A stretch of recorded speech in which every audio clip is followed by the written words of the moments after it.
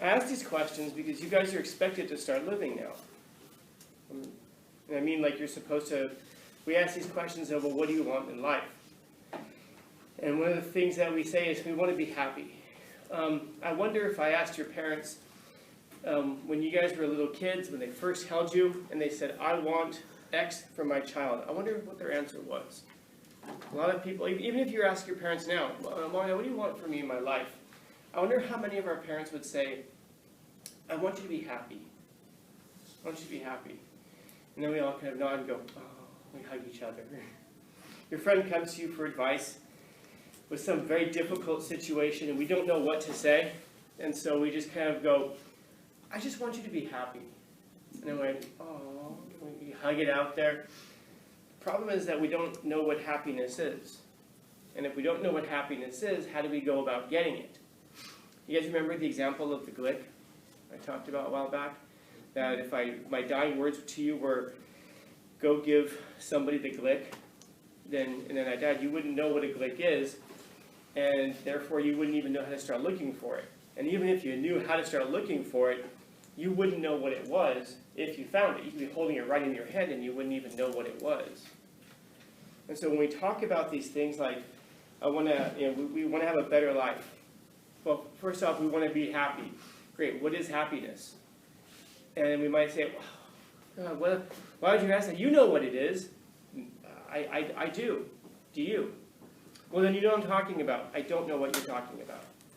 Because one thing that we know for sure is that the things that seem to make us happy are also the same things that lead us into harm. From last semester. So the things that seem to make us happy now, so is happiness therefore just a temporary state that we're going to end up paying for later? Or is happiness kind of like this perpetual state? What you're going to find in life is we'll say, well, I want to have a better life. I want to better myself, improve myself, so therefore I can have a happy life. Well, what's better? Because there are some people that we say, well, I want an education. There are some people that will be made infinitely worse by an education. In other words, going to college, or finishing college, and maybe even getting an advanced degree could be the worst thing in the world for some people. And I mean that. I genuinely mean that. In other words, if you learn certain aspects of the world, or if you get an education that allows you to climb up in certain stations in life, you could be made into a far worse person.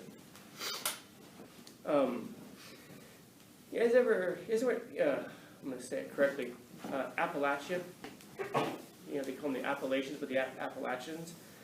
It's a mountain region, like in Tennessee. I found this YouTube channel over the weekend. It's a great channel. It's a guy who's from Appalachia, and he talks like this. And he's just so calm and soothing. He worked in the coal mines for 33 years. And he just tells stories from Appalachia.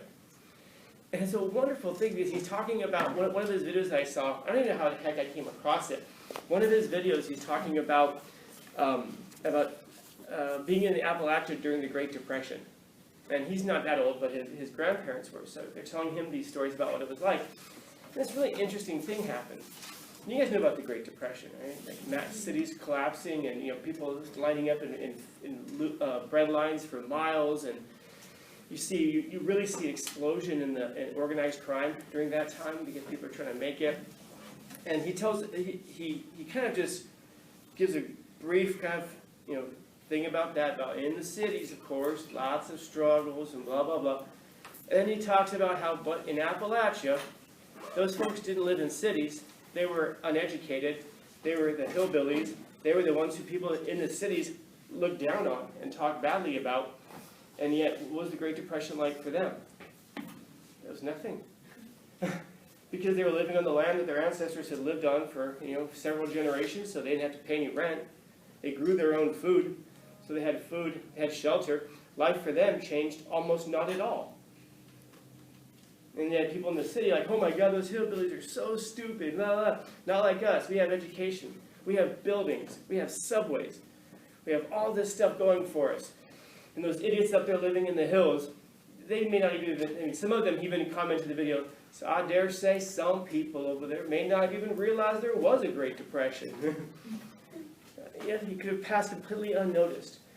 The thing that actually seemed to resonate the most was they started to can food over there. You know, well, they actually called it jar food. They wouldn't can it. They put food in jars and they would preserve it and then they'd sell it. Who would they sell it to? The people who were so smart that they couldn't grow food in the cities. So some of them actually made quite a bit of money doing that. And what did they do? They didn't move to the cities. They stayed in Appalachia. And so it's worth considering. If an asteroid were to hit Earth today and wipe out all of our electronics, all of our communications, all of that stuff, and we were blasted back to the Stone Age, as it were, who would be the ones most likely to survive that? Anybody in here know how to grow food? Nobody? Just me? Okay, so two of us. So me and Monica are going to be fine. Anybody in here know how any of this stuff works? Electronics, or how to harness electricity? How to start that process all over again of getting this stuff? So all of a sudden now our cities become useless. So who's most likely to survive? Civilizations that have never depended on it. People living in tribes down in the jungle in South America, the uncontacted tribes. For them it would just be Tuesday. For us it'd be the apocalypse. For them it's just Tuesday. And so when we say things like, you know, education's going to make us better, hopefully. Will it lead to us being happy? I don't know. But one thing I can say is that education doesn't oftentimes get us the things that we think it's going to get us, unless we're pursuing the right education for the right reasons. A lot of times we pursue education because we want money. It's just so weak need to say, well, I just want to so I can get some more money. Okay, so you want little pieces of cheese. That's what you want it for? Well, it's not really education. That's more job preparation, which is fine. There's nothing wrong with that. But just kind of be clear about what it is that you're doing it for. You're going to prepare yourself for a life of chasing cheese, you know, which is just fine again. But will that make you happy? I don't know. How can you possibly say? Like some people say, I just want a house, and I just want to have to not worry about things. You really don't have to worry about anything? Then why on earth would you do anything? Because one of the things that motivates us to do things is the lack of something. In other words, why would you bother going to school? Because you lack money now, and so you want to have a job in the future that will provide money for you. It's the lack of money that's motivating you. Imagine if you didn't have that lack of money, what you would do. And we often get pissed off at people who have a lot of money. Say, oh man, they don't have to worry about this stuff. That's true. They have to worry about other things, of course, stuff that we can't even conceive of. But just because, if they don't have to worry about it, then there's not as much of a motivation to do that thing. In other words, unfortunately, for the most part, most people need that kind of a motivation. Now, if you're one of those people who doesn't need that motivation, that's wonderful. And those folks are rare. But like, for example, these writing assignments, this would be a great example to look at for yourself. I wonder how many of us were rushing Thursday night. And how many of us were the ones who were complaining to our friends online because they think I don't see that stuff for some reason, complaining about the journals. Oh, these are so, why do we even have to do these? Well, don't do them the night before. Don't scribble out, things that, don't scribble out garbage. That's why we don't take them. That's why we don't think there's a value in it, because we're scribbling out garbage at the last minute. But I get the passing grade. Oh, so that's what you want. A little tiny piece of passing grade cheese. Not the opportunity to engage with deep ideas and discover some important things about the nature of the universe and ourselves. No, it's just, so if I write this correctly, I can only put 3 or 4 words per line, and I can get through it really fast, and he'll never notice. And you little rat, here's your cheese. Get your check. But you're missing an opportunity to discover some things about yourself. Is doing the journal that way making you happy? No, it's actually making your life worse. It's not the fault of the assignment. It's not my fault for giving it to you. It's your fault for how you're approaching it. And this is true about a lot of things in life. The problem is not the thing itself, it's how we're approaching it. It's not the circumstances you find yourself, it's not the situation you find yourself in. It's how it is that you're perceiving it. Happiness is not something that you can pursue. Happiness is something that has to ensue. Because if I ask you what's happiness, you can't define it. You can't tell me where you find it. You can give me examples of things that make you happy, but you can't tell me the thing itself. We even struggle to talk about what these things have in common. Buffalo wings make me happy, and being well rested make me happy. What do those two things have in common, such that they partake of the same thing of happiness, that they're both part of happiness? Satisfied. Okay, then what does satisfied have to do with happiness? These are things that are very difficult for us to explain. And yet we focus our lives on pursuing those things. That's difficult, because again, you don't know what it is, so you don't know where to start looking for it. And then even if you do find it, you don't know what it is, so you don't even know if you have found it. Happiness, but by the way, some of you have found happiness in things. Someone tell me something that makes you happy. Even if you can't tell me what happiness is, what's something that makes you happy?